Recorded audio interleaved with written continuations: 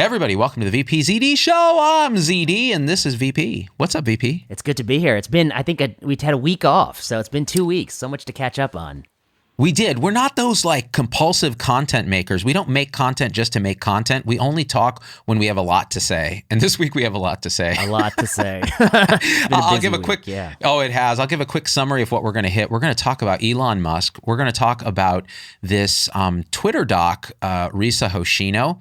We're going to talk about a CDC survey that called me. I'm going to talk a bit about the Stanford nurses strike and the difficulties around staffing these days. Fauci saying the pandemic is over.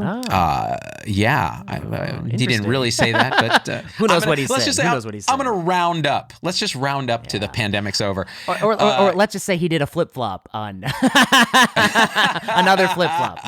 All right. Yeah, that'll be good. He's flip-flopping to what I've been saying. But yeah, so EUA for kids vaccine. Yes. The approaching 1 million dead in the U.S. and talking about that. And a little bit on groupthink. So I think that's what we're going to try to hit. We'll see what we actually hit.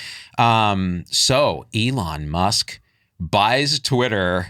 He's like just petting a cat like a Dr. Evil. Just, oh, excellent. Now I own America's town square that actually hardly any Americans actually are on, but the press uses constantly. Well, what are your thoughts? And the here? press is having a heart attack. I saw some headline saying white supremacists, Nazis, horrible people will come out of the woodwork. I mean, wow, they're really painting it to be dire. Yep. I think it's interesting because he's onto something. Elon is onto something that of all the social media platforms, this is the platform that I think has the most relevance for the news media. They're addicted to it. They're on it all day. They may be writing their little articles, but in the background, they've got Twitter open. And him buying it, I think, is that he recognizes its importance in shaping the narrative in the mainstream media. And by having, sort of different rules in Twitter, you might be able to allow it to go in a different direction. And I think they're afraid of it just because of that. But it seems to me, and the thing we got to talk about is that, the core issue, the thing that led him to acquire it, was that he feels like Twitter is having too heavy a hand in determining what content should be on the platform, and he thinks the hand should be very light. It should be only, if you have a serious threat of violence against somebody else, if you dox them, if you incite violence, those tweets got to go. But if you merely have an unpopular opinion about an issue, if you say something about, vaccines that may be disputed, if you say something about drugs that may be disputed, he thinks a lot of that needs to be permitted. And I think that that's different than the way they've been trying to ratchet up the moderation, where they really are getting stricter and stricter in terms of what you can and cannot say. And I think he's more of sort of a classic old school free speech guy. You're right. And so it's just different ways to look at this forum, right? Now it's a private company, so you can do whatever you want, right? It's not a government-owned entity. Right. Taking it private allows him to, control that aspect of it. But what I think is interesting is like, the right is like just celebrating, like, oh my gosh, Trump's going to be back on Twitter. It's going to be great, and Trump's like, I've already got my own. Well, actually, you do a better Trump than me, man. What would Trump say about you? He's already been talking about this truth. Truth Social. He's like, I'm gonna stick to Truth Social. Elon's a great guy, but we got Truth Social. That's what I think he said. Elon's a great guy, but we got Truth Social. Yeah. Man, I just wait. I wait 2 weeks to do a VPZD show just so I can hear your Trump, man. It's disturbingly good. So those guys are like celebrating, and the left, the far left in particular, which by the way, here's an interesting statistic. I heard this recently. I forget the source. The extreme lefties and the extreme righties are actually very similar. They're equally affluent and equally white. Really? And they tend to, that's where I heard a Jonathan Haidt's piece in The Atlantic about the Tower of Babel. Yeah. And so these two fringes of white rich people actually run the conversations online because they dominate, because they're the loudest. Whereas what Haidt I call the alt middle, he calls the exhausted majority. Everybody else is just like, geez, man, I'm going to shut up because I don't want to get a bunch of darts in my back opening my mouth on Twitter. And so the far left on on this one is freaking out, saying this guy's an online troll himself. He's a bully. He's going to make Twitter into a total shit show. I'm like, have you seen what Twitter is now? Right. And That's right. and so on and so forth. And what's hilarious is in the setting of all this, Elon tweets this meme that kind of went viral. And I don't know if you saw this, Yes, but he's in the same spot and then the axis moves. Yes. So it's like the year 2008. I'll paint the picture for people since this is an audio podcast and a news show, Vinay. Classic news show. Classic news show. Walter Cronkite 2022. So in the year 2008, there's a graph or a line, left, center, and right. There's a guy, conservative on the right. It says my fellow liberal on the left, and then it's got me. And he's just left of center, just a little left of center, and everybody's smiling. Then in 2012, you have the same graph. The guy who says me, who is right, left of center, is now a little bit more towards the center. And the my fellow liberal question mark is running to the left. And the conservative is still smiling right in the right there.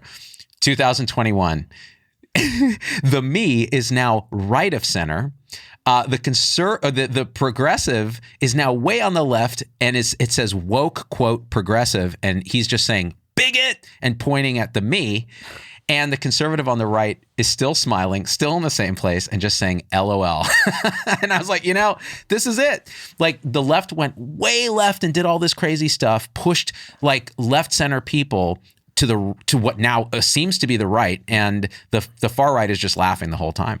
I think there's a lot of truth in the meme. I don't know about, where Elon falls on it, but there's a lot of truth in the meme, which is that, what it means to be progressive has shifted a lot, and the extreme left politics is off-putting to many people. I mean, one of the characteristics of the extreme left politics is not just, we want X, Y, or Z. It's that if you don't want what we want, you're a horrible human being on par with the worst people in all of human history. So it's sort of this really extreme kind of splitting. And I think that itself is very off-putting. I mean, if you're trying to build a coalition and you call anyone who even slightly disagrees with you a bigot or some other sort of extreme term, how are you going to build a big tent? I mean, it's not a strategic position. I really don't understand it, but that's what's unpopular these days. It's a real. This is sort of the pathology of the natural evolution of sort of these human stages. So this multicultural pluralism, progressivism that really kind of attained critical mass in the 60s and now is the dominant paradigm in the West. It really is. Kind of superseded the pure scientific hierarchical rationalism that preceded it. Now it's more like, all these views actually we got to consider and so on. All of that's great, but when you start to hit the apex of that and it becomes the cultural norm, you start to see the shadow side of it. And I think the shadow side of it is this closed-minded, everybody's a racist if you're not thinking the same way. Now, what's interesting about this, though, is there's a level, the level prior to this sort of rationalist enlightenment stage is this power stage where it's all about might equals right, and it's a pure dominator hierarchy, and you talk about old tribalism and that kind of thing. And looking at this is one of the interesting epiphenomenon of this. If you look at what happens in Russia and Ukraine, and what happened to the group minds around the West and the Russian sphere of influence and how this played out, you can actually look at the West actually kind of rallies around this idea that, no, wait, we actually are this multicultural, human rights, progressive kind of ethos, even containing different ethoses that aren't fully aligned with that. But as a group mind, this is how we think. And when Russia is in a more power, like might equals right, Putin's more of a tribalist, like I'll just take over this country and so on.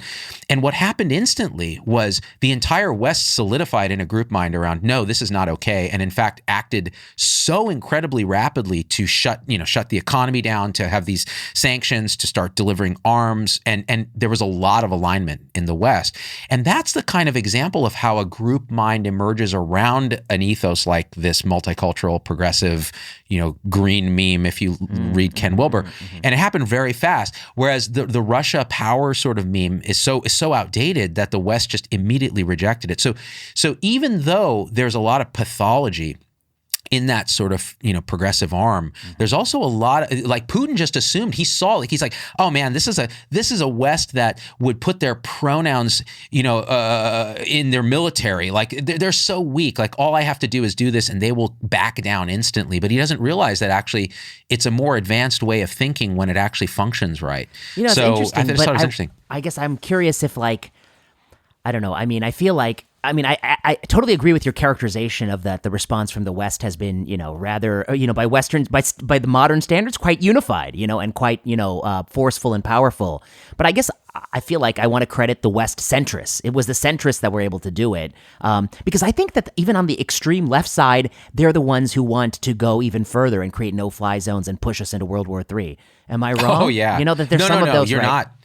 No, you're absolutely right. Actually, let's clarify this, because even when you say a centrist in the West is still full on in that post-60s. In their culture, progressive, right. Exactly. Yes, You're right. So you're right. But the far left would, let's have NATO no-fly zones. Let's end up in a conflict that, okay, so this is where it becomes existentially threatening. Yes. You have these group minds that emerge from the sum of their parts that are unapparent to the parts. So you and I are both neurons in this great Western mind that arose, and that we don't really directly control, but we're like little neurons in it. We like and we dislike and we vote and we do that. Those are our neurotransmitters.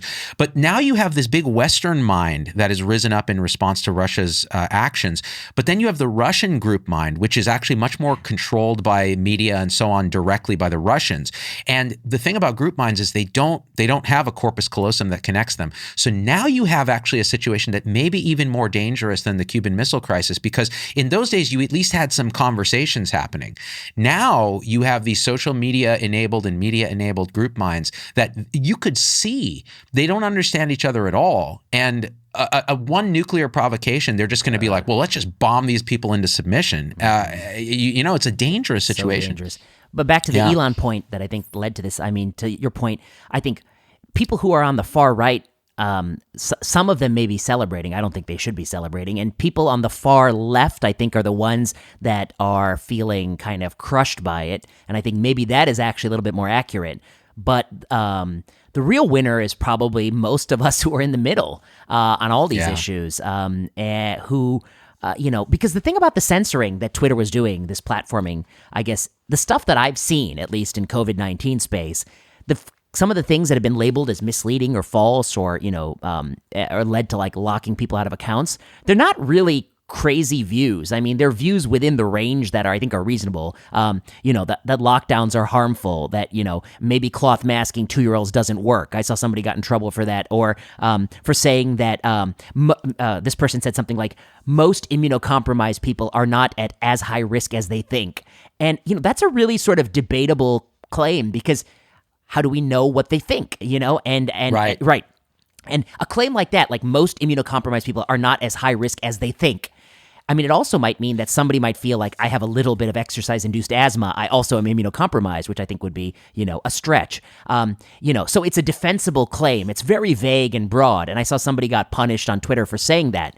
How can Twitter go in to start to police the very gray kind of language like that? Who knows? I mean, ZDogg, you're not at as high risk at a heart attack as you think.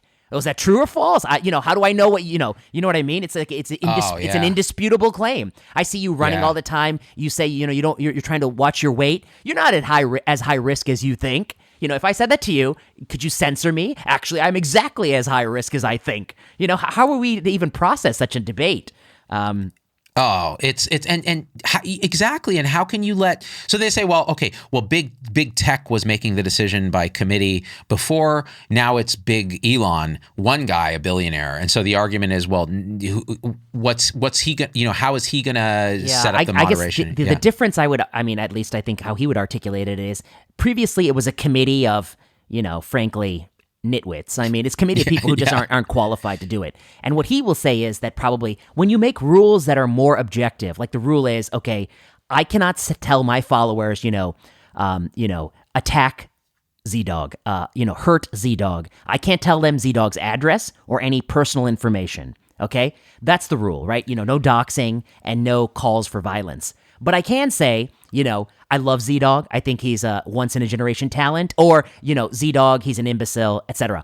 that to me, if that's the rule, no violence, no doxing, it's more objective. If the rule is, I can't say that ZDogg overestimates his risk of cardiovascular disease, and that's misinformation. You know what I mean? Like that's right. That's very subjective. And what we have allowed is the Twitter, whatever, this group of people led by that lawyer who, got embroiled in all this, the group of, do good. First of all, they're generally young people who believe the world would be better if we had more moderation, content moderation. They're moving into really, really murky, gray, subjective places and trying to create rules, which is impossible. Those rules will always be arbitrary about power. They can be misused. They can be used by people who don't know any better. I think Elon would say, I'm trying to make a few rules. My rules are much more objective. So that's why it's better. Yeah. And, again, none of this addresses the issue of the fundamental problem here, which is there's not enough dialogue and there's a lot of groupthink and shouting at each other and virtue signaling, which brings us to the next topic of conversation, which is related to all this. So someone sent me this piece by Sarah Berwick, who wrote on Substack, who is Risa Hoshino. Were you able to look at this? I read it, but then, like a lot of things, when you start reading something and it gets I got too queasy. Yeah. I got so queasy reading it, but, it's bad. I mean, my one-line summary is there is a person who is sort of a hashtag zero COVID person, mask in your sleep kind of, an extremist in that sense, who was tweeting repeatedly that the things they had learned from their frontline experience, and that upon further pressing, this person, you could not identify frontline experience that was commensurate with the claims made, because this person wasn't really working as a doctor as they described it. Yeah, that's roughly correct. And again, I don't know who this person is. I have not gone and investigated any of these claims, but Dr. Risa Hoshino, who's a pediatrician, finished residency, I think in 2017, has been all over the internet, Instagram, et cetera, as a quote unquote influencer that came to prominence during COVID, and has, the tweets that were sampled here are, the standard COVIDian kind of angle. COVIDian philosophy. Like one tweet says, if you had to listen to crying children all day who are devastated that they may never recover from long COVID and not being able to tell them that everything will be okay, would you still not wear a mask? And then a mask emoji. And you know what? I want to pause you 1 second there. Yeah. This kind of rhetoric is so stupid in a few ways. It's the dumbest. It pisses me off so much. I mean, a few things that we could say. One, the CDC's estimate last week says that children have a 75% seroprevalence for COVID in this country. Yeah, exactly. Okay, so many of them have already had it. Number two, almost anybody who's a thinking person realizes that eventually 95% of people in the world will get COVID. And so, is long COVID in kids a problem? I think the evidence is very weak. I don't just think that. Lars Hemkins has a meta-analysis proving that it's weak. We don't really know. But whether it's a problem or not, it's inevitable. All the kids are going to get COVID, and to what extent long COVID exists, we'll have to deal with. So wearing a flimsy cloth mask over your earlobe while you eat a bag of pretzels on an airplane, that's not going to stop the quote, kids from cry. And by the way, such a dramatic image that it just smells like it's not true, right? Yeah. Absolutely. And, this is, again, the classic posturing and virtue signaling about this stuff. Hey, let me read a couple more just because they're really good. God. And then we'll see what the claims are here. So, not sure how someone can tell me to my face that, quote, COVID is over, as I stand there in my scrubs, N95 and face shield, exhausted from treating all the COVID-positive patients who are either severely ill or have long COVID. Unless you're us, you will never truly get it, with a facepalm emoji, hashtag stop the gaslighting. What was the face shield for, by the way? What's that do? It's a great question because she's got makeup on and it needs to be protected against spatter because she's an influencer. And this is important because the influencers, male and female, are generally attractive, more attractive than your average doctor that you'll see in the clinic. Hey, do you think I have what it takes to be an influencer? Dude, I have been saying that you should get an Instagram account and just start taking. I don't have scrubs that are tight enough. Get up, just go out on the beach in a banana hammock and just pose. So, that's something that Twitter needs to censor. If that was, that's where I agree with content moderation. It needs to be blocked from the internet. Oh God, no one wants to see that. That's where you've doxed your own genitalia. You can't have that. I want to report this tweet for abuse on my audience. Listen, so one interesting thing that came up related to this was, in the course of my the many weeks that I spend rounding, we're often summoned to the bedside of somebody with COVID-19, and typically it's blood clot because I'm a hematologist, so that's why they want me there. I wear my N95, somebody made this excellent point that everyone was up in arms on the airplane thing. Now that they did away with the airplane, intermittent cloth mask mandate on the airplane, and they're like, you'll never really be safe on an airplane, Z, unless that guy next to you also wears the cloth mask, even if you wore an N95. And then this person pointed out on Twitter that we go into the patient's rooms all the time. The patient often isn't wearing a mask. Right. Yeah. And we're wearing an N95 and or it's nothing. Good. Yeah, and it's good enough for a person with known and active COVID filling a dank 12-foot space with COVID plumes. Anyway, or tuberculosis. I mean, we've done, this is a precedent. Now, what's interesting is, so she said a lot of interesting things, and the punchline of this is great. But she says, 9-year-old patient, sorry, doc, I lost my train of thought again. She used to be a completely healthy A+ student and star athlete. This is a 9-year-old. But she got long COVID and she's now struggling in school, cannot walk upstairs, and has constant fatigue and palpitations. Please mask and vax for you and her. Okay. I guess the other thing I want to say is everyone keeps telling that the vaccine prevents long COVID. Where is the data that is Where's true? The data on that? Where's that? Right? I've never seen any such data. And how can you conclude in a 9-year-old that she's losing her train of thought? That's what 9-year-olds do. And how would a A+ Sorry, student... I forgot what you were saying. What were you saying? I mean, that happens to everybody. We all lose our train of thought. She's 9. Like my 10-year-old, how do you even call her an A+ student? She's in elementary school. But let me ask another question. Let's say we got a 9-year-old in the office who does describe, I don't feel as good as I used to feel, or something like that, Yeah. How do we separate, are those symptoms attributable to having had, I've heard these people say that they could have even had an asymptomatic COVID, not felt anything, right?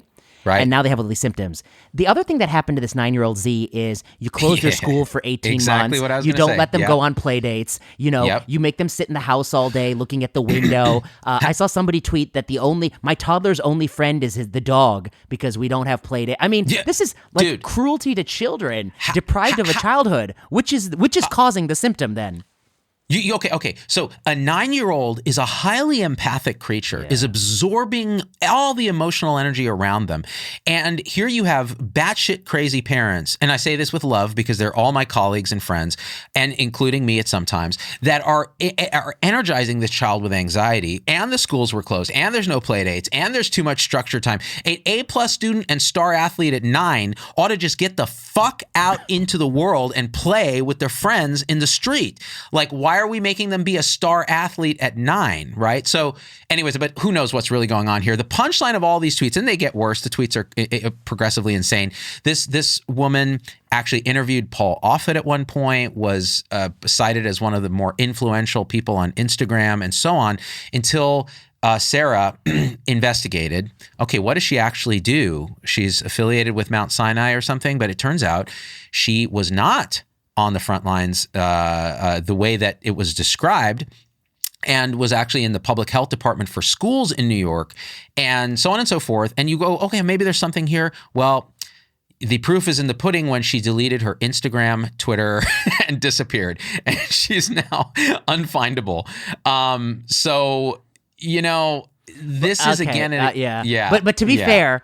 You know the feeling that just because you delete the account doesn't mean you're guilty. That's true. Doesn't mean you're guilty. You deleted your account out of innocence.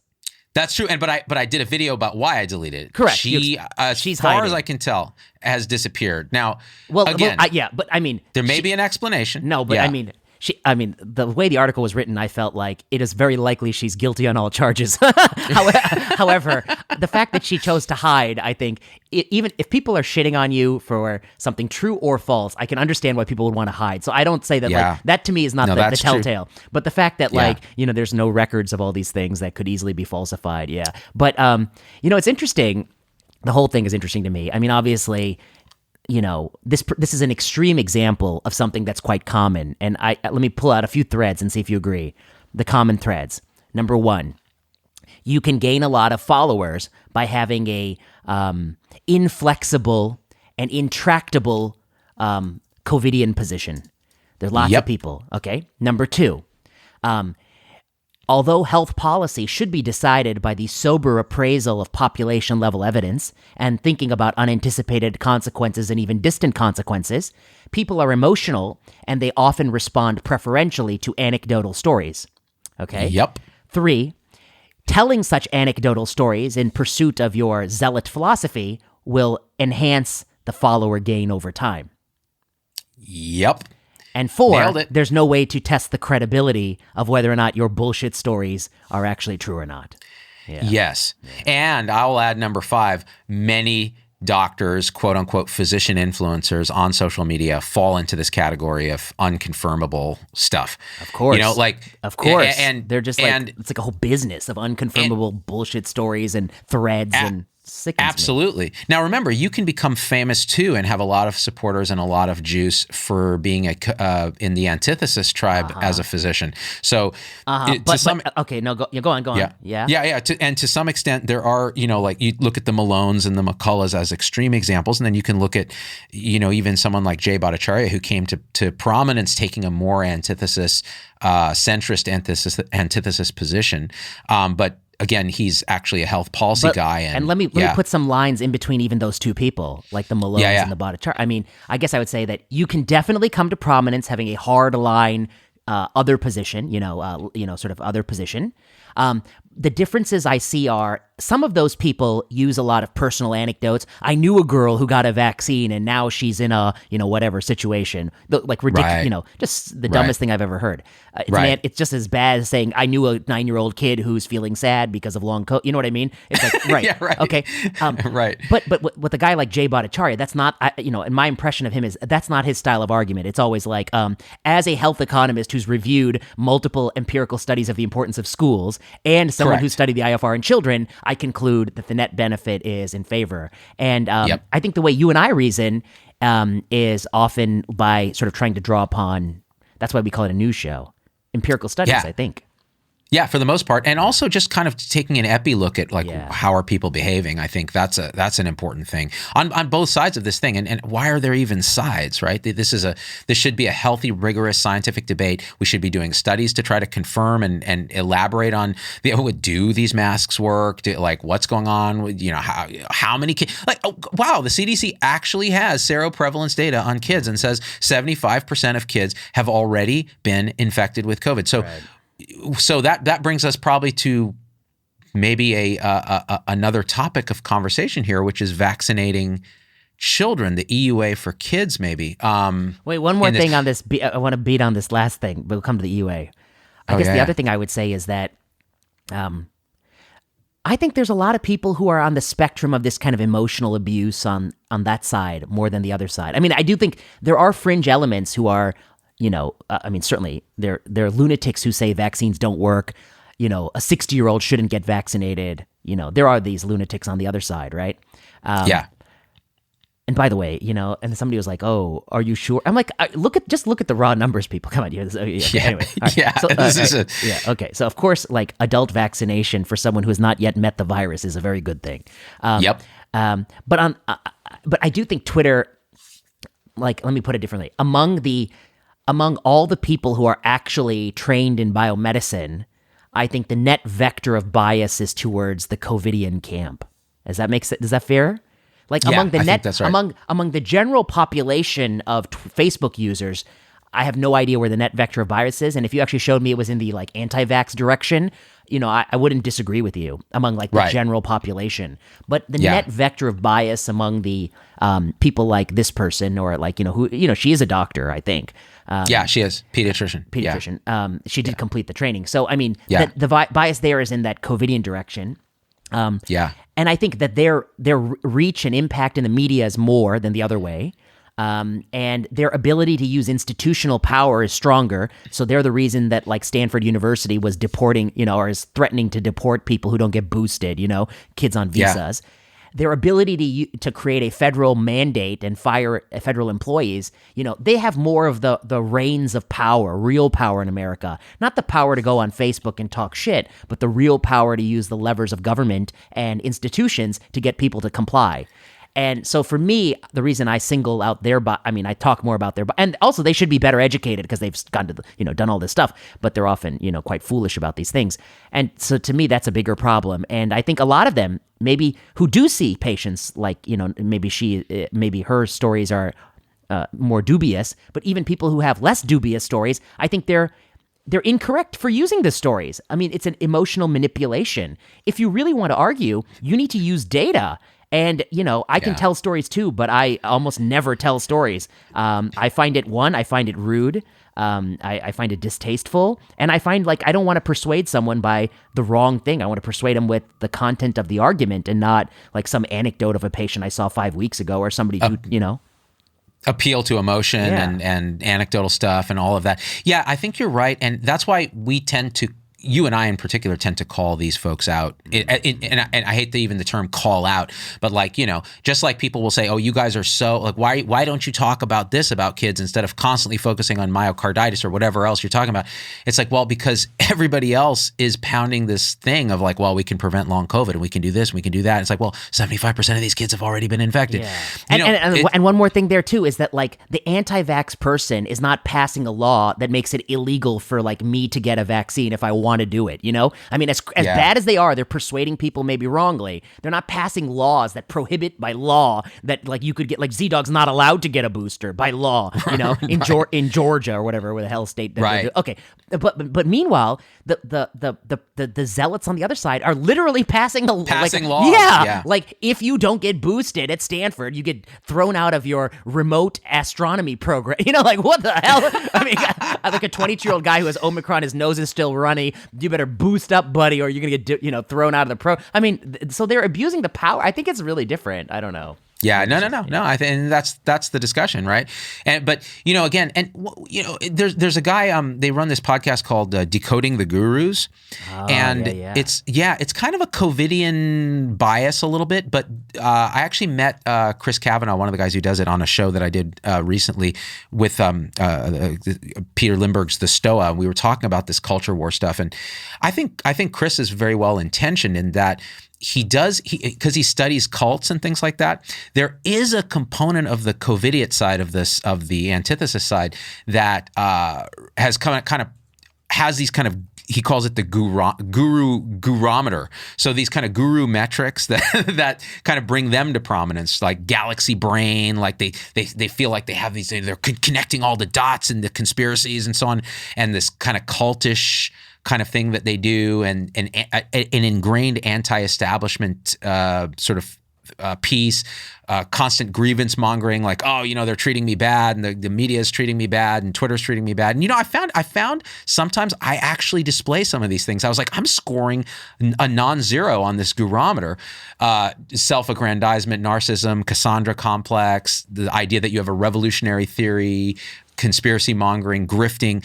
And so there are these components and I think they're more common in the antithesis wing. But if you look at the COVIDian wing, I think there's some of this too, because they kind of blow up the opposition as this terrible existential threat to the world when they actually have all the power. So yeah, it's really interesting. There's a lot kind of to dive into in these weird things and to self-reflect on too. Go, are my supporters a little bit of a cult? Possibly. Oh, maybe I have to have a word with myself on that. Yeah. I mean, the support is hard to control. What's her name? Risa. Risa. Hoshino. Oh yeah. I mean, Hoshino. Yeah. I mean, it also goes to show you that look at how people will retweet and promote someone they don't know anything about, and that's the other thing. It's really tricky. Marty does that every now and again. He'll retweet something because he'll agree with the basic premise of the tweet, and then it turns out to be an anti-vaccine organization or something. And you're like, oh shit, I didn't know what they did, but this statement is correct. And I've fallen into that before too. So kind of related to that, then this looking at kids and the emergency use authorization for vaccines in kids, and Moderna is now pursuing, could we be the vaccine? I mean, of all the vaccines, right? Moderna wants to be the first for young kids. It's like, well, let's see the most myocardogenic. It's like when you think about the youth, you think about Moderna. It's good for what ails. First of all, good for what ails you. In Europe, they won't even give it to anyone under 30 in certain European countries. It's like, well, okay. My heart aches for Moderna. Yes. It's like, they're only going to make $20 billion this year, There's such a little, there's such a little, I know what they're up to. Here's what I think they're doing. They know that Pfizer's got delayed because they got the third dose, right? Yeah. And they smelling up, and then they know that the FDA announced last week they want to get both of their applications side by side to compare. And they know that if you do that, I think, they're very likely, no, I mean, I don't say that. I won't put it differently. I'd say there is some possibility that the FDA advisory committee is like, oh, well, we think it's more prudent to do three micrograms of Pfizer rather than 225s of Moderna. Sorry, 225s of Moderna. Right. So they'll think it's more prudent to do the Pfizer vaccine. And so then they're not going to get the market share. But if they pressure the FDA to make a decision right now, real quick, and they get all these, 20% of parents who would they flip a car to get a vaccine for their 2-year-old, to put pressure on the FDA, they got an opportunity to kind of snatch up some market share. And then the other thing about this market share that I think is interesting is the market share is only going to be there for 3 weeks. There's a group of parents who want to do it real quick for their kid. And then it's gone. And then that's 20%, and then they're gone. And then there's 80% of people who don't want to do it or want to wait to see, and they're not going to rush. And so if Moderna comes in 3 weeks before Pfizer, they get their market share, and then they're out, and let Pfizer pick up the crumbs. So it's some gaming here, and actually that brings you to the point. What's the percentage of kids 5 to 11 that are actually vaccinated? It's quite small. I think it's 24% or something. Yeah. And the most of it was in the first, exploded. Exactly. People, rushed, and then now everyone's dragging their feet. And now finally, do you see that, I had written all those op-eds in the fall, school vaccine requirements are, problematic. You want to bring these kids into school. That's the priority, not pushing them out, et cetera. And now LA, the superintendent of schools, is saying the same thing, that person in the California Assembly has decided not to push that bill. So Stephen Pan, who was actually on my show. Oh, yeah. Richard Pan. Richard Pan. Yeah, Richard Pan. It's funny. So Richard Pan was on my show. We were talking about childhood vaccines and the importance of them. And he's a politician. He's a Democratic legislator in California. And so when I interviewed him, he was very nice guy, by the way. In person, came over to my house when I was still shooting at my home and had all his bodyguards and security and everything at my home, which is part of the reason I ended up getting a studio, because I was like, this is uncomfortable. At some point, I'm going to be murdered. But we had the conversation, and I thought it was reasonable, but it was very kind of militant pro-vax, without a lot of nuance, and that made me a little uncomfortable. And I think during pandemic, I've seen some folks like that are anti-vaxxers, right?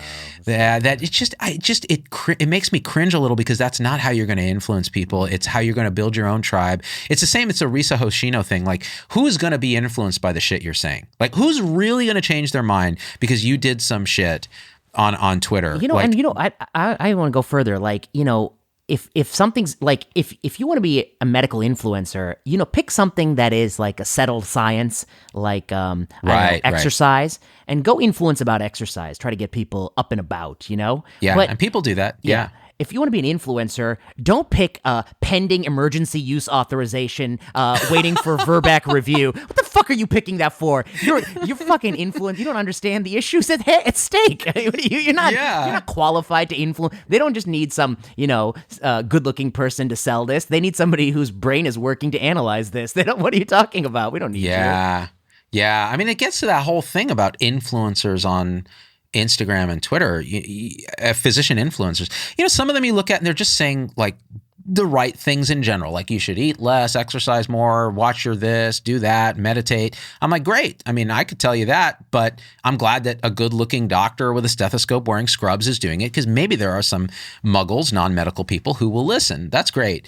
But you're right about this kind of thing. It's like, ooh. This is like being an influencer for how to run a nuclear power plant. Like, oh, how should you run your nuclear power plant? I'm here to show you 5 easy steps. It's so easy. Just remember, these rods are dampening the nuclear chain reaction. And you're like, Jesus Christ. Wow. It's like, they need someone to be influencing this who knows what they're talking about, person.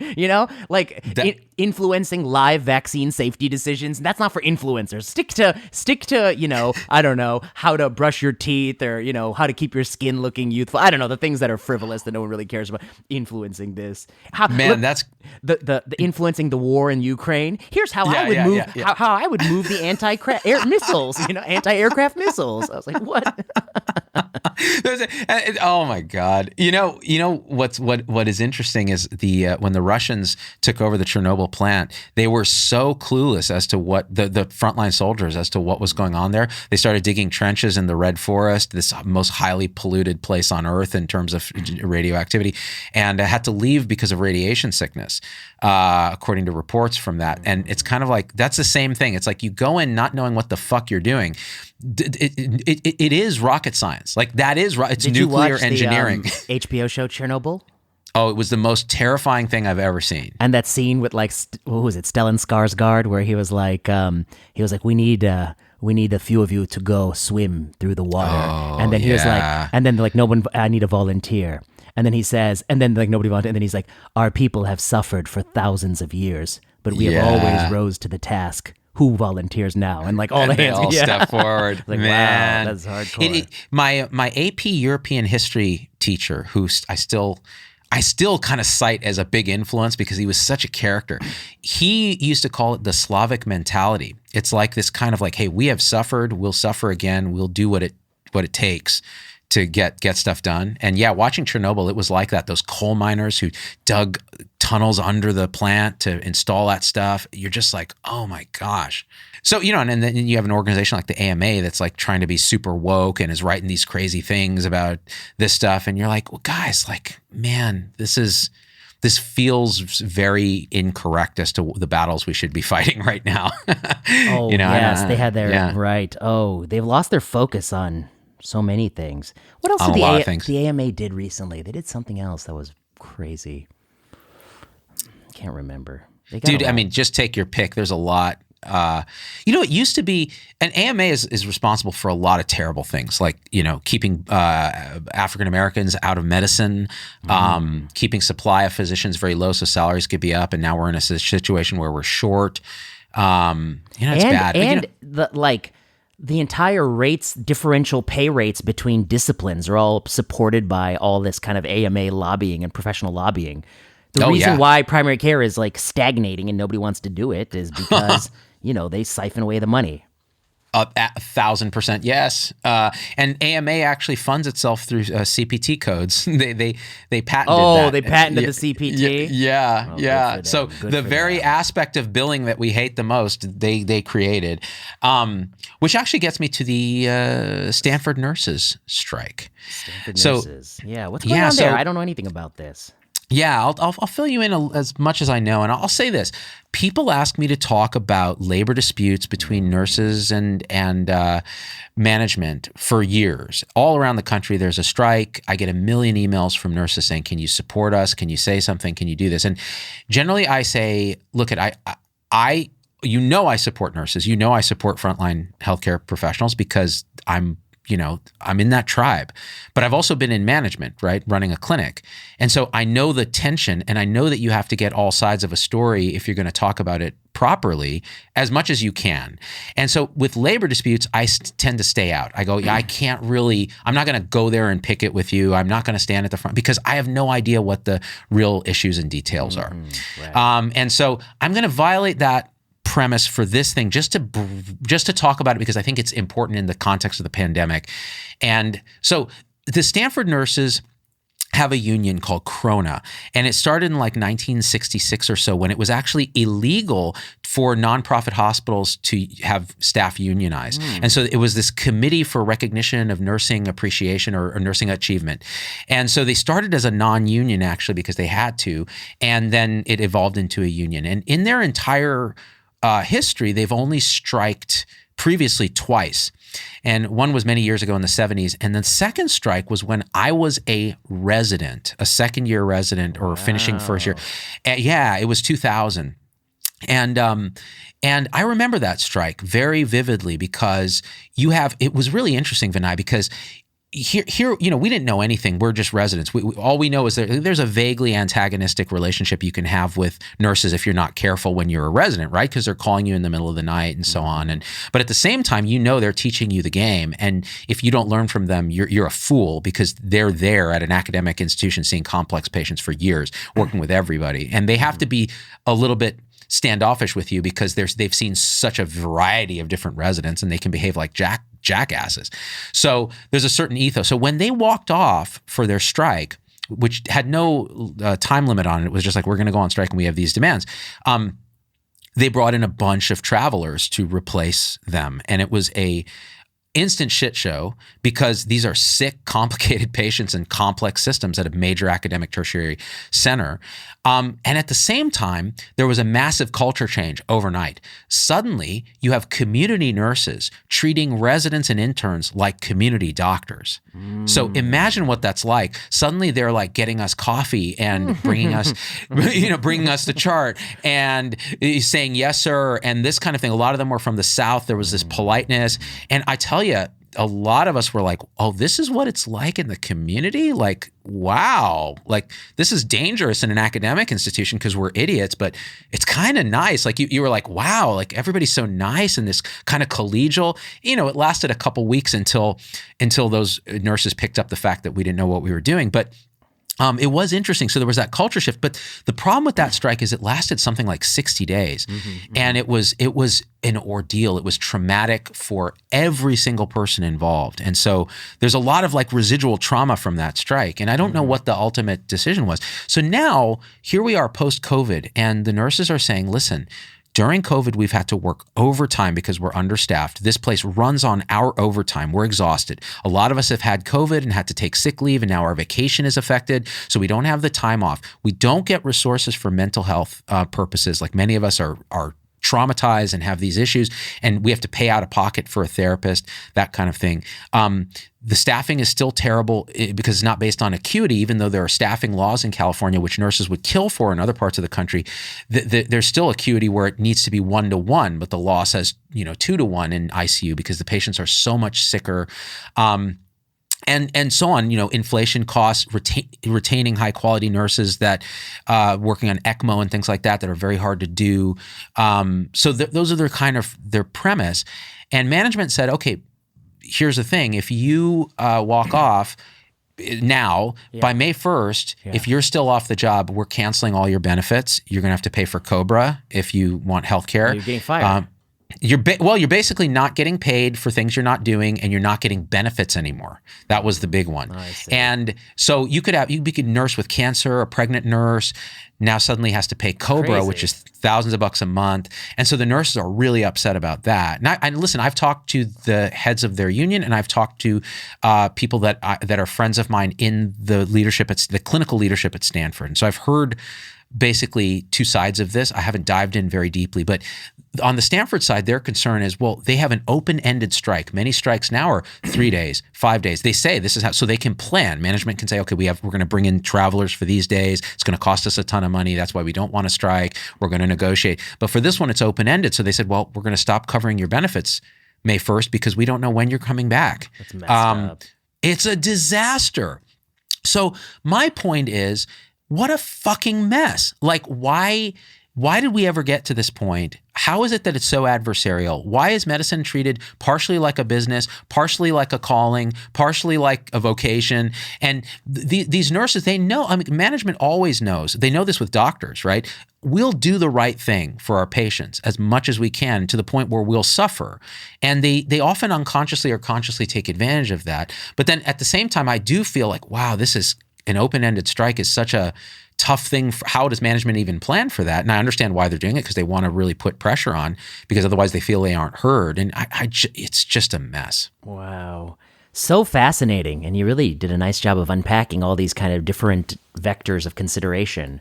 I guess, it seems like that COVID and all the sort of job fluctuations around it are maybe in part people are realizing ways they've been screwed, and maybe in part people are realizing how what they really value in life, from this period. And there's this huge flux. And I guess, we have to admit that nurses work very hard, and I feel like, I think that, the hospitals probably should treat them right.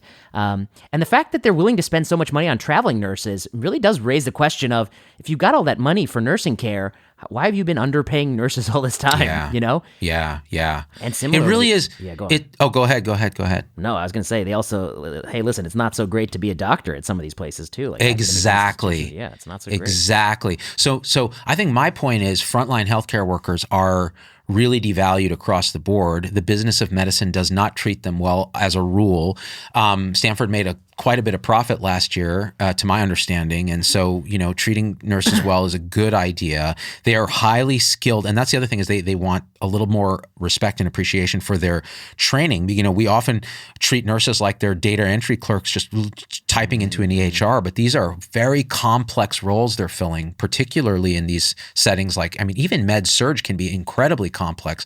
And so this idea that you want a sustainable career path for young nurses and all they see is pain, and I have to say this, and this is a little, really disturbing, but even just this morning I heard news that a nurse walked into ER in Santa Clara Valley, Kaiser, and had a gun actually, and died by suicide in one of whether it was a break room or a supply closet. And think about that. Think about what pushed them to that, but then think about their colleagues who have to be in the room when that happens, and how incredibly traumatic it is at the end of a pandemic when everybody's already sacrificing and all of this. And of course nurses are upset and are going to strike and so on. And I think, if anything, we really ought to be bending over backwards to try to see what we can accommodate that's reasonable and sustainable, because this is not sustainable. Wow. And Stanford, meanwhile, last I checked, they got a lot of money, don't they?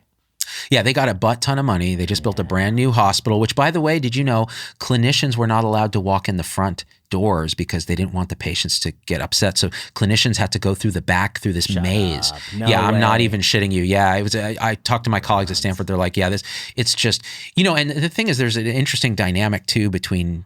There's so much politics in any major institution, right? Like, I have a lot of love for Stanford. I've trained there. My mentors are there, but I also have a lot of just simmering resentment.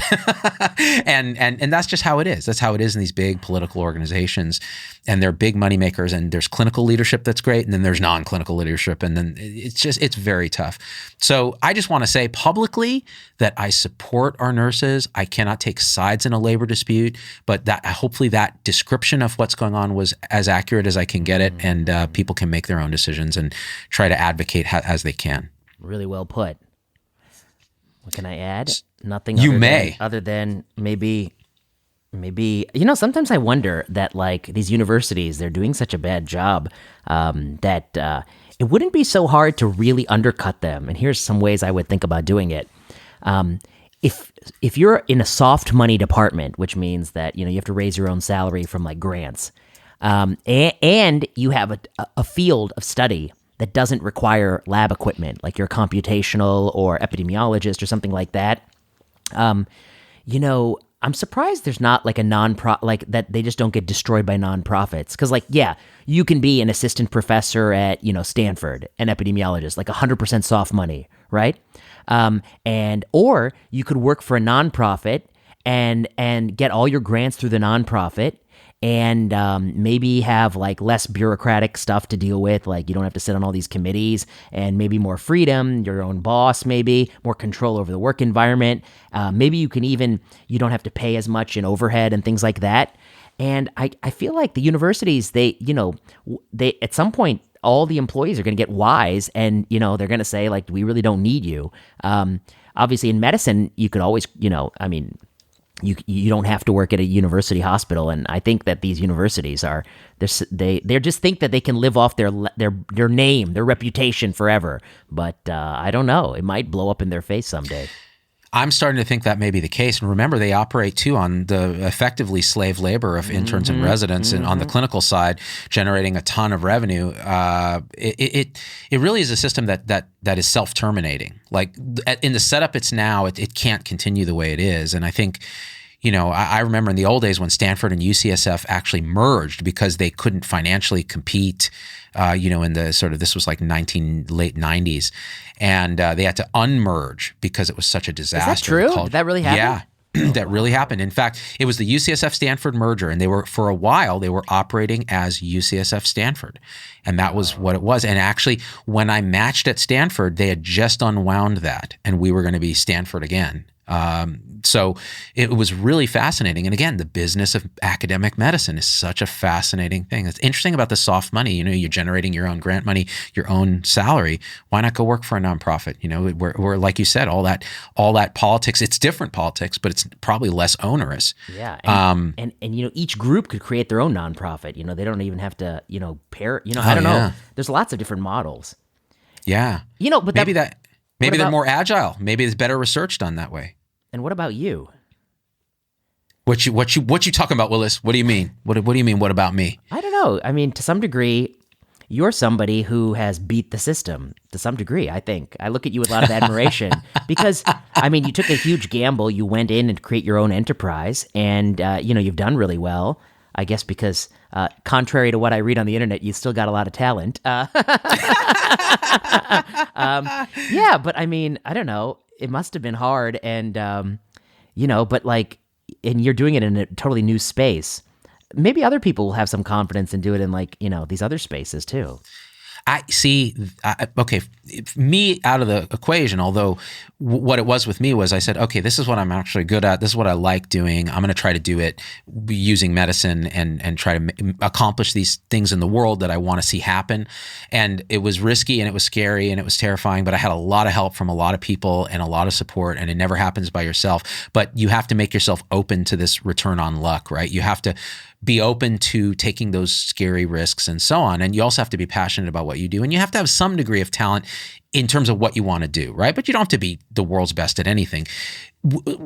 I see people like yourself. Like the minute I met you, I was like, dude, this guy has it on these following levels. He's able to communicate succinctly. He's extremely smart at what he does and other things that he doesn't do. And he's a tremendous energy and communicator. So if you are trapped in academics for the rest of your life, that may work fine. You'll be very successful. But the thing is, what if you suddenly said, oh yeah, maybe there's this new thing, or maybe there's that, and you threw all your energy into that? It would be risky, it'd be scary, you'd worry about your family. I did all that.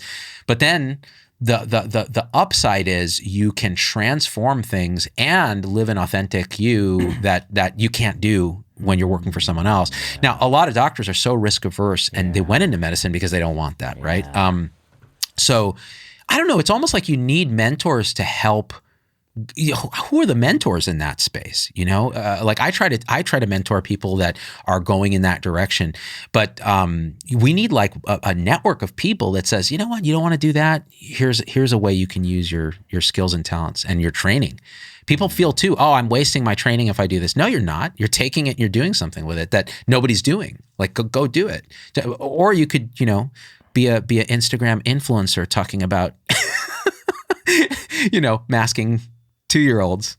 Oh, yes. So it's a spectrum. Yes. Which brings us to the next topic. Speaking of influencers, I was reading on Twitter that, that 20% of people who really want that vaccine for kids under 6, they're very motivated. And, they're really motivated. I mean, they really want it. I'm pretty sure that they would want it, without any data. I mean, I think they'd be happy to have it without, literally, they wouldn't even need to look at the data. I think you're right. Yeah. Yeah. Recently, I saw somebody had a thread that went viral, and this is about the Moderna. The Moderna, they went ahead and they submitted that EUA. They're trying to get that market share. Wait, did we already talk about this? No. We talked about Moderna's strategy on the EUA, but didn't really dive in too much on the kids piece. Yeah. Here's what the thread says. Yeah. Moderna says that the vaccine is 51% effective against symptomatic disease for 6 months to 2 and 37% for 2 to 6. That's right.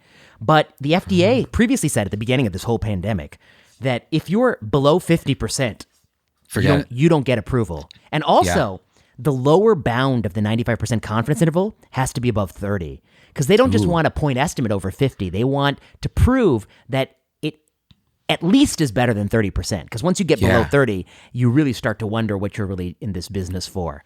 And what are you doing? Yeah. What are you doing? And even there's also like this possibility that the immediate risk compensation will like undo sort of whatever, transient gain you think you've gotten, because people will view it as more protective than it is. And actually some people like John Ioannidis published some papers on that. But so that's another. Wait. Okay, tell me more about that. So what do you mean by that? I mean, I think like the general idea is that a vaccine that's only very weakly effective against symptomatic disease, the moment somebody gets vaccinated, they dramatically change their behavior. Yeah. And so you actually, like in the immediate aftermath, you get way more cases than you otherwise would because the behavioral change is much bigger than the vaccine's protectiveness against acquiring the disease.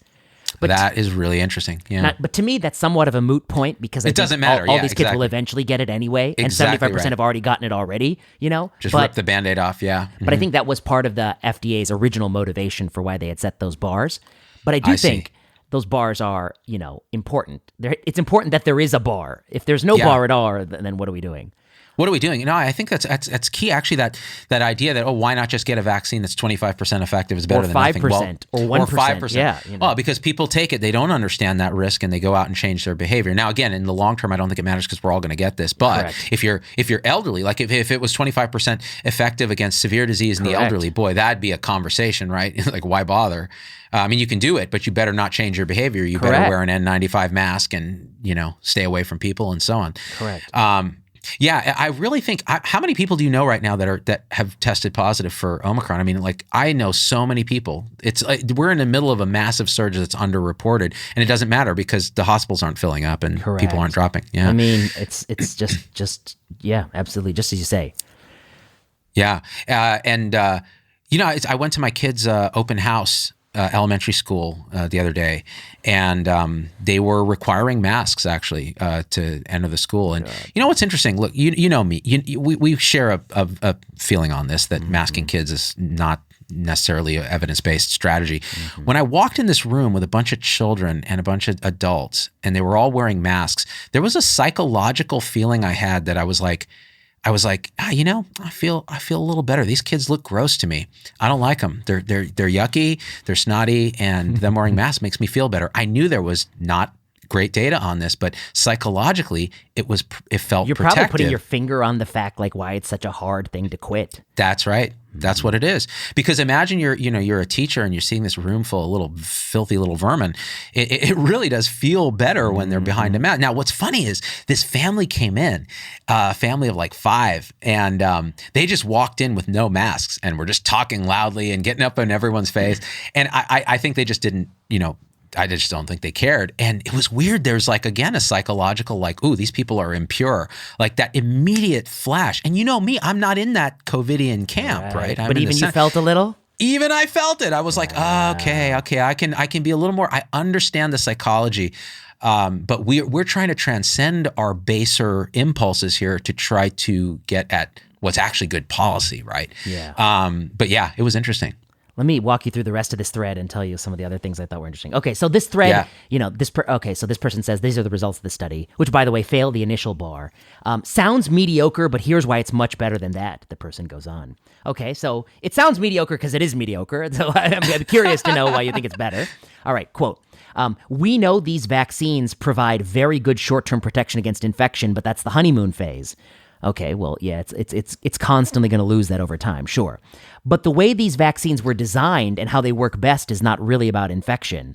I think that's actually technically incorrect. They were designed with a primary endpoint for symptomatic infection. That was what they were designed for. It turns out with more time that they don't quite do that well or durably well. We hope that they have a severe disease protection that's more durable, and it appears that that is more durable. And so that's what it's doing better, but I would say it's incorrect to say that it wasn't designed to do that. That was the primary endpoint of the original study. Yeah. Okay. What these vaccines have been shown to do over and over is protect against severe disease and hospitalization, long-term consequences. They've been shown to protect against severe disease and hospitalization. I'm not sure about anything longer term than that. So I think if there's an implication that they protect against long COVID, I've yet to see such data. Okay, next sentence. A pediatric trial can't be large enough to detect that. That's incorrect. It could be large enough to detect that. Just it would just power it right. Yeah, 200,000 people per arm. And the mere fact it has to be so large tells you that the effect size is very, very low. Okay, then the next sentence. But the immune bridge strategy used by both Moderna and Pfizer has worked. Okay, first of all, incorrect. I mean, you can't say that. So, but first, what is immune bridge strategy? Yeah, what is immune bridge strategy? When the FDA was doing this vaccine, the way they said the company should get the market share is initially in adults proved to me a reduction in symptomatic SARS-CoV-2. The company did that in the original study with 40,000 people per arm. And they also sort of had very suggestive results that would also lower severe disease at that time. Mm-hmm. And then they said, having proven that, when you go to younger ages, we're no longer going to ask you to prove again and again you lower symptomatic disease. We're going to ask you just to show me you get the antibody titers very high. That's called immune bridging. We're going to bridge you to lower age groups merely with antibody proof. But Z, there's a big difference between doing that 1 month after the original study and doing that 2.5 years after the original study. Because 2.5 years later, the antibody, we got a different virus we're dealing with. We're dealing with Omicron. We're not dealing with the original strain. So the immune bridge will logically not work as well with time. And then this person is saying immune bridge strategy has worked. And I think what he means is that it's worked like it's been good to do it that way. But the truth is, I mean, it's worked. It's led to a lot of authorizations, but has it worked? I don't think we have robust data that it has worked. Like, what is the robust data that a 5-year-old has a reduction in severe disease and hospitalization from being vaccinated than if they weren't? A 5-year-old. And, then he says, we've seen a lot of observational studies that suggest this severe consequences. The problem with that is every single study I've seen of even or particularly children, it is confounded by the 20% of parents who have rushed to get vaccinated. They're very, very different than average parents. They're the most risk-averse people. So naturally, the kids who've been vaccinated are going to have, probably higher socioeconomic status and probably lower exposure risk and probably like better home surroundings, like more sleep and better nutrition and all these things. So is it, what's the proof that there is a reduction in severe disease at those ages? I don't know. I mean, it's possible that there is. I'm not saying there isn't. It could be, but I just don't think we've proven that. And you would have to prove that to actually say the immune bridge strategy worked. That would be my argument. Yeah. I mean, what you're basically pointing out is we just simply don't have the data to make the assertions that people are making in the public sphere. It makes parents feel better to have something they can give to their kids because some parents they are so anxious about this stuff. Like they're terrified. And I think it actually gets a little bit to this sort of masking in public transport, like Bay Area BART and these kind of things are like thinking of putting the mask mandates back on and they'll say, well, we really want to protect kids under 5 and immunocompromised people. And it's like, but. Yeah. It's because they don't have a vaccine, but like, are you really, like, how much are you really protecting the 5-year-old when Omicron, the percentage of the chance they're still going to get infected. And like you said, we don't know about severe disease. Their severe disease rate is already low. And like you said, the people who are likely to get vaccinated already have these other advantages. Yeah.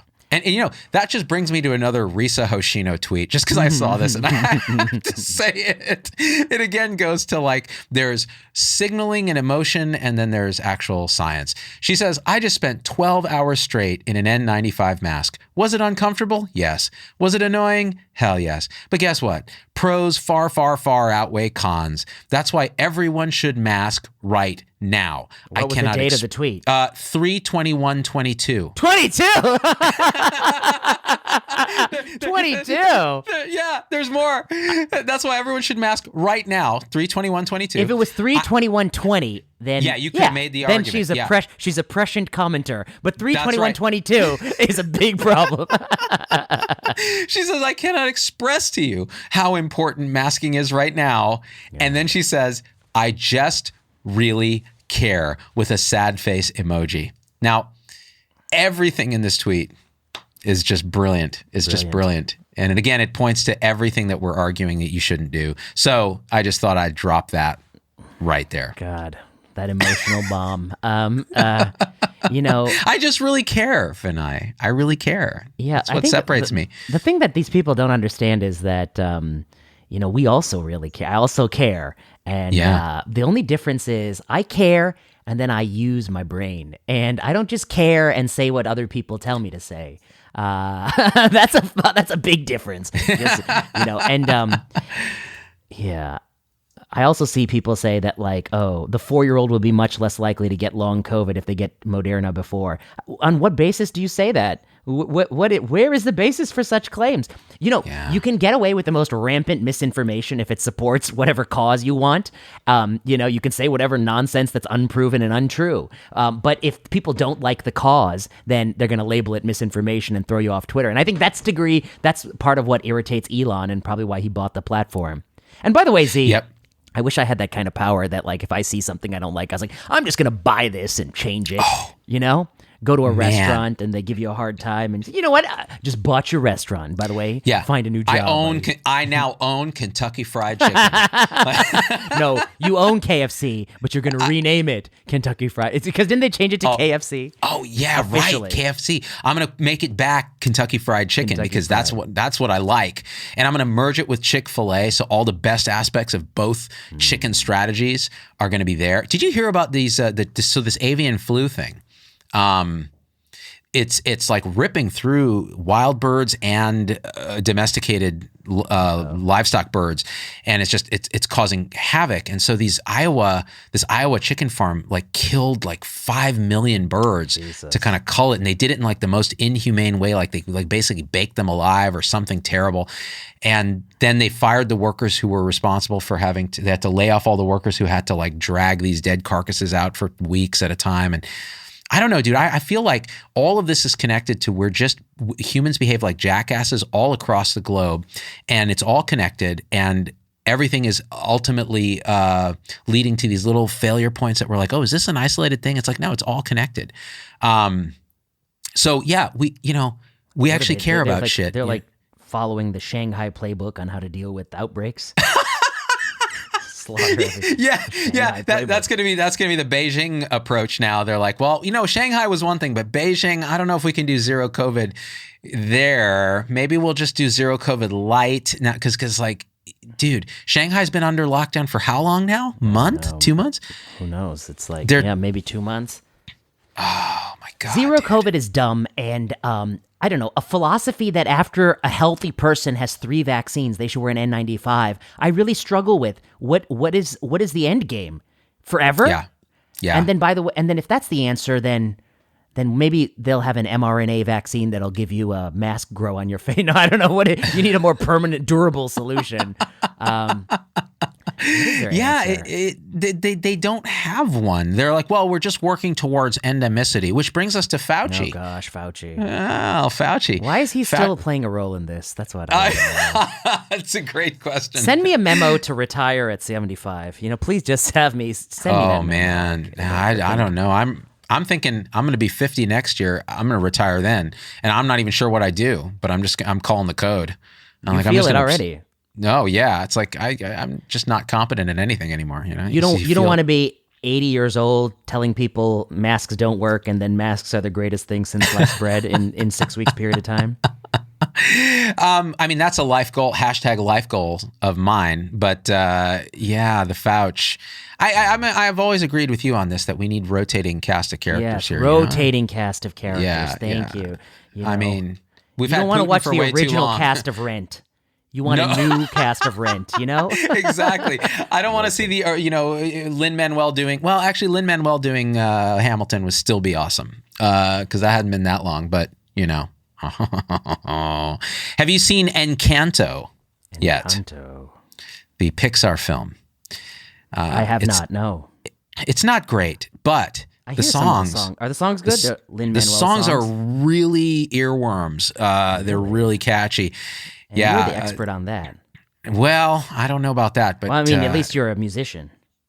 Ish. But hey, by the way, should I start making parody videos again, or just call the code on that? I meant to talk to you. I recently had dinner with the guy here, a geriatrician, and he also kind of is in your line of work. Oh. You know this guy? Alex Smith? He's a... I don't. He writes these kinds of things, and well, you guys could commiserate on the craft, because part of it is like you have to get the syncopation of your new words, your new lyrics to fit the old lyrics, and that's not so always that's tricky. I think people underestimate that. Well, and the worst part of that whole thing is, say you become known for doing parody videos, which I had been. You'll get 1 million people saying, "Hey, I've got a parody for you," and they send you the lyrics, and it's the most idiotic. Like, do you even have a sense of rhythm? Like that word that you put there has nothing to do with the song. Like, it will not fit in the pace or the rhythm of the song. It doesn't make sense, and you have no ability to hear that. So I can sing it for you, and you'll see. But so yeah, there's that. So it gets frustrating. Weird Al just stopped. Like, he stopped even listening to people who give him suggestions.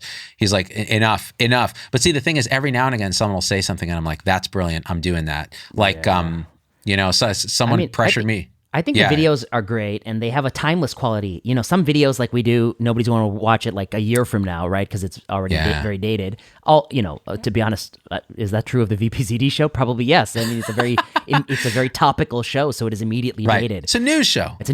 You don't want to go watch Tom Brokaw from 96. Random. You wouldn't do it randomly, but you would go watch Frasier. By the way, I'm working my way through the catalog. You were saying it's good. Yeah. I don't think I fully appreciate how brilliant it was. It was so well written, won so many awards, well deserved. But back to this parody thing. I recently saw a parody video or something online, and it was like about authors submitting articles to like a journal, and some things were kind of funny, but some things were like just wrong and like off. And I was just like, it's hard to make a parody video if you like just not in that culture. You get some things wrong. Because this video was like about how the author wanted to buy a copy of their own article back. And I was like, I can tell you that once the author gets the article accepted, they probably don't give a shit about it. They don't give a shit. Yeah, they don't really want the copy, and they don't really need to pay the money for it. They can just use, Actually, that's a crucial thing. That's why med students make the best med student parodies. Because they're living it. They're living it. When I was a full-time hospitalist, I made really good clinical parodies. Now it's kind of like, well, I don't know. I would make these weird meta parodies about meta shit, and I'm not sure it would fly. Plus, some asshole can go on TikTok and do a 1-minute dance video and get much more engagement than I would get spending $10,000 and doing all this stuff on a music video. So it gets a little, I don't know. I feel like I've done something like 70 music videos. Like, if on the music video maybe the reason playlist. to do it is if it brings you joy. Does it bring you joy? Totally. And it does. But to a degree, it has to be something I just think, oh man, like when we did My Corona at the beginning of, I was like, this is so idiotic. I just have to do this. Like, it just brings me joy. Like, these lyrics are so dumb, and it's saying the kind of thing I really want to say, which is why let's take a breath here and prepare, but let's not panic and run around like chickens with our heads off. Maybe you should do one just to see if the spark is still there. Just to try it out? Yeah. I got to think about what it is. I really want to do a thing on antibiotic overuse, like, but with Shaggy's It Wasn't Me.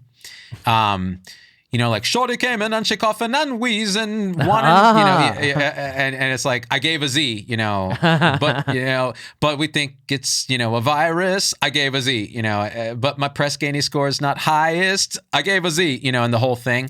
But again, it's going to be like 10 people are going to watch that, but I would enjoy making it. I mean, I think what would be great, and like you needed another suggestion in your life. Oh, bring it. I don't have the suggestion of the song, but I think the content would be if just to sit down and write like sort of the major events of COVID-19 pandemic and put it into a song. The history. Oh, yeah. The history. Yeah. Maybe, Encanto had that great song, We Don't Talk About Bruno. And you could just say, we don't talk about COVID. But yeah, right. It was our wedding day. And there wasn't a mask inside. Yeah, maybe there's something there, There's a YouTube family called the Holderness Family, and they do these kind of parodies that are more like broader. They're really good, actually, really funny shit. It's a little depressing because I'm like, oh, I don't think I'm that good anymore. I don't think I can do it. I used to make it would be a spreadsheet, and I'd have the original lyrics on the left and then the new lyrics, and you'd have to kind of really time them out and make sure that they fit. That's what I'm saying. I think that's tricky. Yeah. It's tricky, yeah, but it's fun. It's like a puzzle to solve, and Yeah, there's cleverness, there's funniness, there's education, there's all the components you have to think, and it has to have a purpose. If there's no purpose, then I don't do it. Although that did not apply to a song I did with Sinead O'Connor's "Nothing Compares to You." It was "Nothing Compares to Poo," and it was about the different secretions and odors that we tolerate and don't tolerate in the hospital. And that was just pure. It was, it's been 11 hours and 16 codes since I took your shift away, and it's all about, nothing compares to poo as far as odors go. So before you were doing your parody videos, were you just singing and writing, or were you doing like cover songs? What did you like to play? Yeah, no, I mean, I just dick around with guitar, and I like to sing in the car, and I'm a shitty singer, and so, it's one of those things. But you know what's weird? Actually, I was thinking about this because I don't do that many public talks anymore because I just don't enjoy the travel and all of that. Mm-hmm. But it used to be because I'd have to perform these songs live as part of the show. That was fun. Like, it was a lot of fun. You had to do vocal training. You'd warm up before the show. You do this performance. You do a sound check. You feel like a rock star, and you get to go out and be like. And I actually took a rock star with me, my audio producer guy, who was in this like kind of band in the '90s. And they were on MTV and stuff. And so he was like, dude, he's like, you're like. What you get to do for like thousands of screaming like doctors and nurses is like. What I did, but like with none of the pressure. It's like, yeah, it's kind of nice. It's like basically karaoke for the masses. Fun. We keep talking about, and maybe the listeners will want this. We do like a live VPZD. So if you're listening, you bring us out, do a live VPZD show. Oh, that would be amazing. Fly us out and do that in front of a live studio audience. Oh yeah! Oh my God! Tonight's VPZD show is recorded in front of a live studio audience, just like Frasier. They can pick the topics that we discuss. Oh, that is. I've been trying to figure out how to skin like getting me fired up about doing speaking again. That would do it. Oh man! And I'd take a 50% pay cut. Well, you have to because that's what I'm doing. No, I'll take the other. No, but I'll tell you, I actually burned out too on. The thing that I would do is like a lot of academic travel and giving lectures, and I burned out. Right. And, because at some point it's like when the moment you feel it is predictable, it's not as fun. And sometimes I like purposely. I hate to admit. This week I had to give a talk, and I really pushed it to the last minute to make my slides because in the heat of the moment when you don't have a lot of time, I actually feel like maybe you're a little bit more creative. Like you just don't have time to fall. You just have to take the slides you got and go. And then I do this other thing that sometimes when I have to give a lecture, I have asked somebody who works with me if they don't mind putting together the slide deck. And so I let them pick what they want me to talk about. And then I look at their slide deck and then I read about it and think, you know what I mean? So that, so that it's like not me, like otherwise I feel like I am going to gravitate to the things I always say. So if they pick the papers and such, I have to read those papers and understand them to talk about it. And so it forces me to get out of my comfort because like repetition is very boring, I think. Oh, it's murderous. So I've done this for how many years, and like I'm talking about Health 3.0, and I'm doing all that, and so I have to switch it up and change how I do it. It has to be more spontaneous. The last one I did was entirely improv, and that's scary. And I don't think it was as good as my planned talk with slides and stuff, but at least it was authentic in the moment. And I'm doing a couple in the next couple months, and it's kind of like, okay, I'm gonna try to mix things up and experiment a bit and get the audience engagement, like having a more give and take with the audience, like I do on my live shows remote would be a lot of fun because they often will send you down rabbit holes, Mm-hmm. Yeah. But yeah, that'd be fun. You and me, like a live VPZ, or we could do like a real, like tonight on a special episode of VPZD. And it could be about like, Arnold from Different Strokes, like ends up like there's a creepy guy who's trying to molest him and this whole thing. That was actually an episode of Different Strokes. Really? I vaguely recall. Yeah. Remember this? It was like, he's like, oh, would you like a piece of candy? I was born in the 80s. I have a vague record. I don't remember that well. It's very foggy. Yeah. I was coming of age in the 80s, and it was just, oh man, I remember that episode is tonight on a very special Different Strokes. And afterwards they had like the whole cast came out and they're like, if you think anyone's touching you inappropriately, I was like, oh my gosh, you could do this on network TV back in the day. That was great. And everybody watched. Which reminds me of like rewatching all these Frasers. I watched Frasier like a lot when I was like, I don't know, in high school and a little bit in college. But now watching it again, I swear like 50% of the references I didn't get when I was in high school, and now I'm starting to, now they're making, now they're making more sense. I want to go back and watch Three's Company again for some reason. That was something that I grew up with, and I didn't get most of it because I was a kid. And what was the reason the three lived? They were just roommates. So the reason was they were broke and they wanted to save money and they were friends or something. And what was his name? Jack Tripper? Was his character Jack name? Tripper. Yeah, his name is John Ritter was the comedian who played it. Yeah, who died of a ruptured aortic aneurysm. Oh, that's right. And the family sued because he went to Cedars and they pushed heparin. Something like that. Something like that. Yeah. It was a Libby Zion type of deal, minus the residents. And the whole thing was a mess. And but yeah, the whole premise, it's so dated in that way, and yet it tells you how far we've come as a society. People are like, we're going back to bigoted racism. No, we're not. Because that was real racism. Watch that was Three's much Company. More it was much more like homophobia and so the whole premise was Jack Tripper, in order to live with these two girls, had to tell the conservative landlord, Mr. Furley or Mr. Roper initially, that he was gay. Oh, and because I see. Because they're two beautiful women he's living with. And he couldn't live with them unless he was gay. Come and on, knock on our door. That's How right. does it go? We've been waiting for you, where the kisses are hers and his, Three's Company too. Oh man. And they had the Regal Beagle, which was the bar they used to go to, and Larry was like the kind of lounge lizard 70s guy that was their friend. He was a creeper. And the whole thing was misogynist and completely homophobic because Mr. Because that was the central premise. It was a central premise. It's like, well, now he's got to pretend to be gay for Mr. Roper, and Mr. Roper kept calling him a fairy and making these little twinkle fingers. And it was crazy stuff. But at the time, everybody was like, they would laugh. Wasn't it one of the most popular shows on TV? By far, but late 70s, early 80s, it was done, right? I think it was like 1980, and I think it ended in like 83 or something, and they had like a spinoff that lasted a minute, like Three's a Crowd, that lasted a minute. It was like when Happy Days ended, they had Joni Loves Chachi, and that lasted for like a minute. Yeah. But yeah, there's a lot you can actually learn from going back and watching old TV. I really think there's something there. It's a sociological thing. Because there's a lot of beauty there too. You're like, remember when you could just have fun with stuff and be like kind of celebrate our differences without the concern of like, oh, this is going to get us canceled or whatever it is. I think those writers were free to write in a way that they never worried about that. And the other thing that I'm biased about is like, I don't think I appreciated like just Kelsey Grammer, how talented an actor he is. Oh yeah. He's Juilliard trained. And did you read about his life? His like sister was abducted and murdered. He had like another death in the family. I mean, he had a really tragic life. Had a hard life and had a cocaine problem, I think. They say by accounts, like when he was filming Frasier, he was high or hungover, just terrible shape. The moment they said action, he was Frasier, and the moment they said cut, he was Kelsey, and like just right. And the way he speaks, his cadences. Perfect. I mean, brilliant timing, brilliant. And of course, David Hyde Pierce was just phenomenal. Even the father, who I read that like he didn't even pick up acting until he was in his 40s.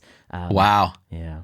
There's hope for us, man. We could have a third career, or second. Yeah. I mean, there's a lot of people who late in life do these things that just blow you away. I guess I would say that to some degree that's already happening because 10 years ago, you'd say, are you going to be doing a podcast and YouTube videos? I would have said no. Hell no, right? Yeah. And by the way, congratulations. You got your YouTube plaque. Oh, how'd you notice? You see that in my background? I see it in your background. 100,000 plus subscribers. Conspicuously placed. Like obligatory. Congratulations. See, you don't hang yours up in the background. You have it elsewhere. It's elsewhere, yeah. And you know why? Because I didn't get it until I had 500,000 subscribers or whatever. And because they never gave it to me. And I had to email them. And I'm like, I never got a plaque. They're like, oh, we'll send you one. Did they just send you one or did you have to ask? No, they just sent you one? Automated email saying you have now qualified. Please insert your name and we will mail it to you. Oh, that's nice, man. You've really grown your shit from nothing to huge in no time. And it's all deserved. It's like you're not out there posing in a man bikini in a banana hammock trying to get likes. Let's just say that's an easy way to have them take that plaque off the wall. The counts will drop. Oh yeah, you have to actually send it back. You get an email saying we're sending thugs to come get your plaque. Actually, I wonder what happens if you do lose followers. Lose followers. Do you take it away? Yeah, that's really interesting. But they also Really sent some note, like, or I think I looked it up. There's like 200,000 different channels with 100,000 followers. It's huge. Oh, wow. Yeah. That's nuts. And then there's no, it's gotten really big. like lots with 1 million, and but very few with 10 million or more. Yeah, that's an exponential strata. Yeah. But there's not 10 million people on YouTube who want to learn about biomedicine. I'm pretty confident. There may not even be 1 million. I guess Dr. Mike.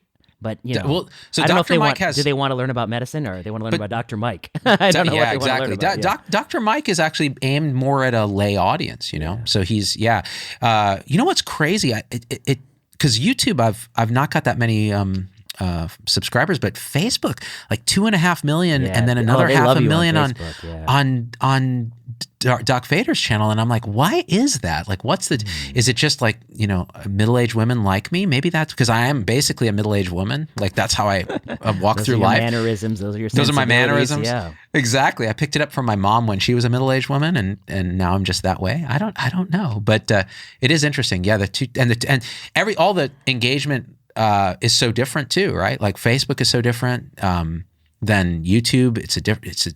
What works there is very different. So it's kind of fun, but yeah, I don't know where it's all going. While we're talking, and we had mentioned earlier in this podcast about like the kids don't like grades. Let me read you an actual tweet by Mark Andreessen, the venture capitalist, and he's quoting KQED News. Inside some of University of California's academic departments and colleges, an atypical idea is gaining steam, de-emphasizing or even ditching the A to F grading system and rethinking how to assess student learning. They are thinking about these things. What are they doing? Wow. Man, grades. Remember when MIT did away with their SAT, but then they brought it back when they realized it was actually a useful tool? Yeah, and that's happening now with SAT because of pandemic. There are schools that are not requiring it. Now, what's interesting is I heard an NPR piece on this recently. A lot of lower socioeconomic status folks are applying now because they took away this testing requirement, and they may have really good grades, but of course it's difficult to compare schools. So I don't know the answer to that. You need some kind of merit-based thing, but I don't know how to do it in an equitable way. I haven't looked at all the data, but my understanding of the data is the following, that like if you're lower socioeconomic status, it is very difficult to compete against higher income people. And that even though we think the SAT is a barrier, it actually works the opposite way. It's a boon, because like you're never going to be able to do more traveling in China, or more volunteer work, or more all this nonsense that these kids say they're doing, but you can actually get a decent score, and it can allow you to like really prove your competence. Oh, interesting. So it can be an equalizer. It can be an equalizer, and some people think it is equalizer, but interesting. Yeah. Interesting. Now, there was some talk about the test itself is a little biased towards higher socioeconomic status. Like they use words like golf and, but I don't know. No, there might be like croquet, golf. Croquet, exactly. Beignet. Yeah. Well, that's what I learned from watching Frasier. There's so many words that I don't think I really fully understood. But now that I sip Pinot with people like you, I know they were. I've learned them all. Z. Oh my God, dude! You should write a book for like the lay population. Like everything I needed to know in life, I learned from watching Frasier, and you could go through the entire book. Oh wow! Right, dude. It's actually, I bet it would be a bestseller. I mean, it'd be a bestseller. Written by a world-acclaimed physician, Dr. Vinay Prasad, author of such hits as *Malignant* and *Ending Medical Reversal*. But one thing he always does is drinks sherry, and to be honest, I don't think I've ever drank much sherry. I mean, cook with it tastes a little bit. Yeah, it's good with almonds. Actually, that's what sherry is good for. But otherwise, it's a very odd. Very old-fashioned kind of flavor profile. The other thing, I think when Frasier the show starts, he's got that apartment in Seattle, 3-bedroom, and he's like 42 years old. I'm like, how much are they paying this dude? I mean, he was doing well for himself, huh? He's a psychiatrist, right? Radio psychiatrist too. But yeah. Oh, right. He had the whole Dr. Drew thing going on. Yes. That's right. And what a great premise. Yeah, and again, a spinoff of Cheers. Cheers, yeah. He's like the longest running character, and fascinating. That's all right, really I gotta go do the Lord's work. I gotta go do some work, real work. I usually say that when I'm about to go drop a deuce off in the bathroom. But yeah, that's great. Yeah, well, you never know. It can be the Lord's work. So, guys, you know what to do. Subscribe to the show, leave a comment, leave a review. It helps us a lot. Share the show, all the other things. Anything else, VP? No, I think we will try to be back soon and have much more to talk about. And maybe if they have topics they want us to talk about, rather than specific individual questions that are often very difficult we to can't do answer. On the show. But topics or themes, that would be good. We love to know. Yeah, you can hit me up, hello@ZDoggMD.com, and just put hashtag VPZD in the subject line, and that way I'll know it's a VPZD topic. All right, guys, we love you, and we're out. Peace, Until VP. Next time. Until next time.